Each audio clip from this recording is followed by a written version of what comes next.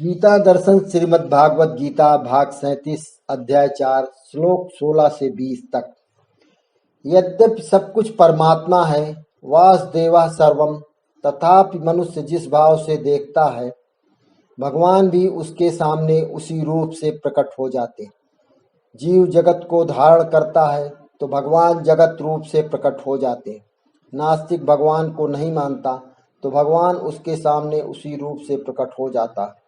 चोर भगवान की मूर्ति में भगवान को न देखकर पत्थर को देखता है तो भगवान उसके सामने उसी रूप से प्रकट हो जाते हैं।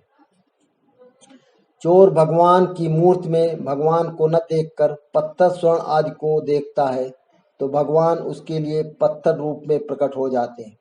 भगवान का मत है कि मुमुक्षा जागृत होने पर भी कर्मों का त्याग नहीं करना चाहिए। प्रत्युत कर्तृत्वाभिमान तथा फलाशक्ति का त्याग करके कर्तव्य कर्म करना चाहिए। कर करने से बंधन होता है, पर कर्मयोग से मोक्ष प्राप्त होता है। किम कर्मेति कवयोप्यत्र मोहिता, तत्ते कर्म प्रवक्ष्यामि यज्ञात्वा मोक्ष से शुभात्। कर्म क्या है और अकर्म क्या है, इस प्रकार इसका निर्णय करने में बुद्धिमान पुरुष भी मोहित हो जाते हैं।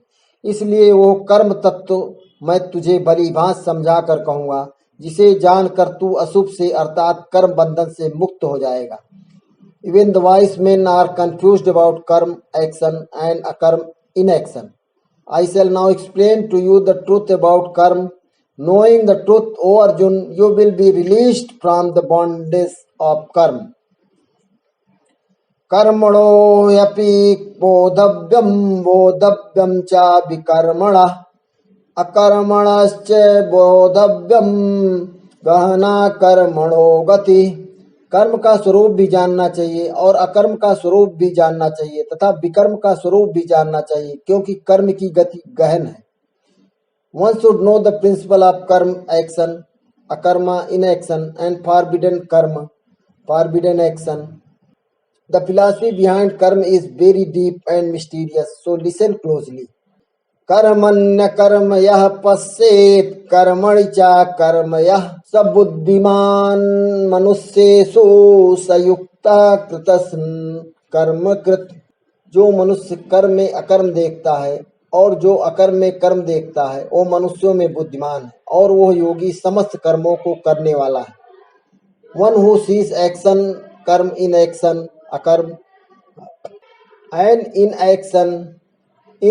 action, and is wise man and great says, that man who has accomplished all actions is yogi.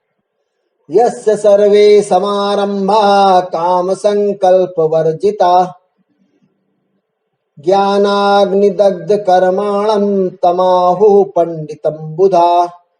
जिसके संपूर्ण साथ सम्मत कर्म बिना कामना और संकल्प के होते हैं तथा जिसके समस्त कर्म ज्ञान रूप अग्नि के द्वारा भस्म हो गए हैं, उस महापुरुष को ज्ञानी जन भी पंडित कहते हैं।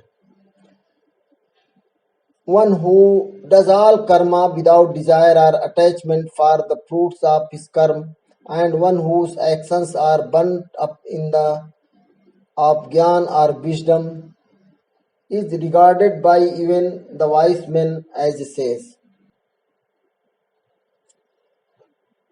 त्यक्त्वा कर्म फलासंगम नित्यतृप्तो निराशया, कर्मण्यभिप्रवृत्तोऽपि नैव किंचित करोति सः। जो पुरुष समस्त कर्मों में और उनके फल में आसक्ति का सर्वथा त्याग करके संसार के आश्रय से रहित हो गया है और परमात्मा में नित्य तृप्त है, वो कर्मों में भली भांति बरतता हुआ भी वास्तव में कुछ भी नहीं करता। The Lord proclaimed, he who is totally unattached to the rewards of action is forever happy and satisfied, who depends on nobody in the world and is constantly involved in action, is really performing no action at all.